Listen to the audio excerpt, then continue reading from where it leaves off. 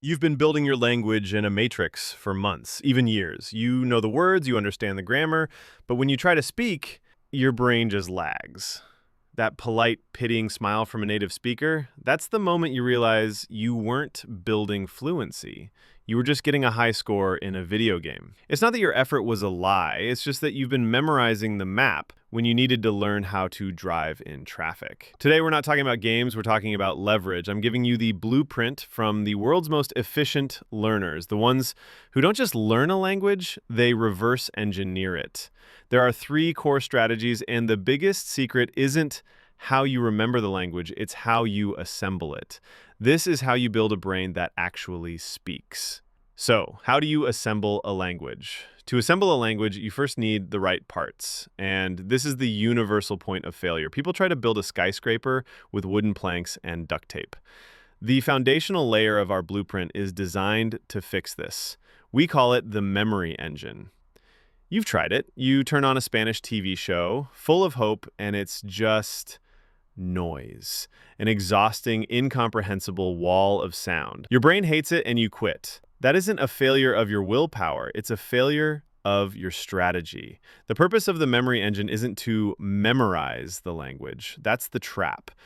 Its function is to strategically preload your brain with the most common 1,000 to 2,000 words. Why? Because once those parts are installed, that same TV show goes from being frustrating noise to being the single best teacher you could ever have. Here's how you build it. You use a tool like Anki, but not how you think. Forget downloading pre-made decks and stop making flashcards with single words. That's for amateurs. The pros have a name for this technique: sentence mining. You watch a show you love, you find a sentence with just one word you don't know, and that entire sentence with its real-world context becomes your flashcard. Why is this so much more powerful? Because downloading a deck is passive consumption. It's like being handed a photo of a meal. But the act of finding the sentence yourself, that is active construction. That's learning how to cook. The memory is forged in the effort. But here's the trap that ensnares 99% of people who discover this: knowing when to let go. This isn't a tool, it's a test. A test to see if you have the discipline to abandon what works.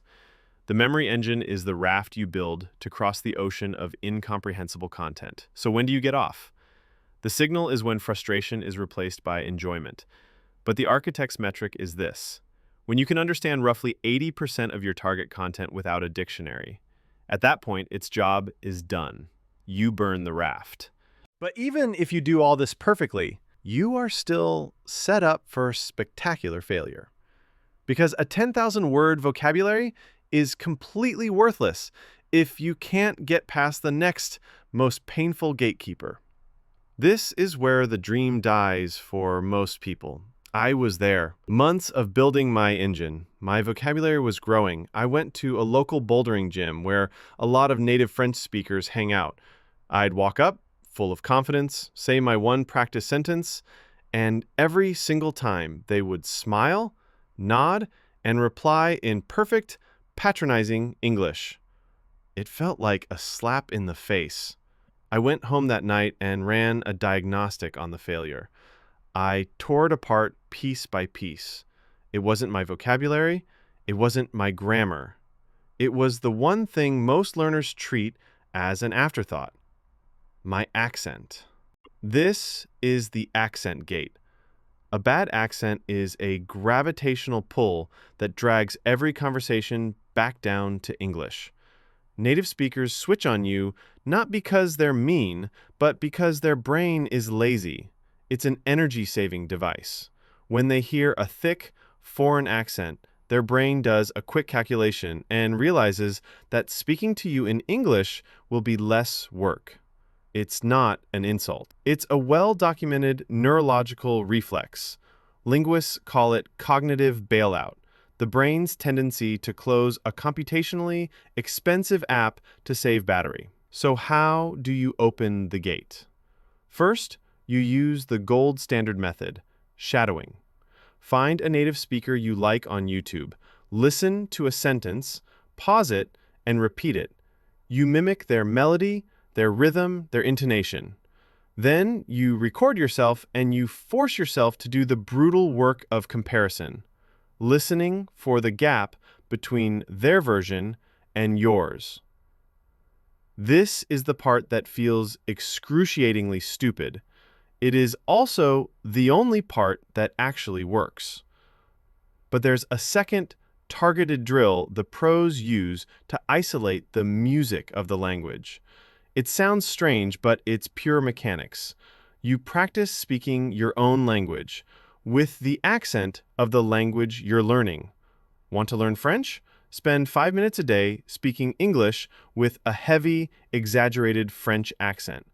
This isolates the melody and the rhythm from the cognitive stress of word retrieval and grammar. You're building the muscle memory in your mouth, so when it's time to speak for real, your mouth already knows how to move. It's a muscular warm-up, not a performance. Because here's the final secret to the accent gate. The initial goal isn't aesthetic perfection, it's processing efficiency.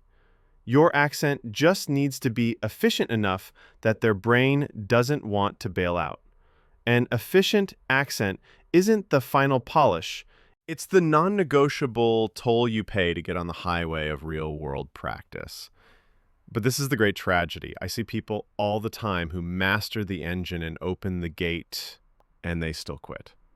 They're standing on the highway, cars are finally stopping for them, but they have absolutely no idea where to go. Because they make one final, fatal assumption about what comes next.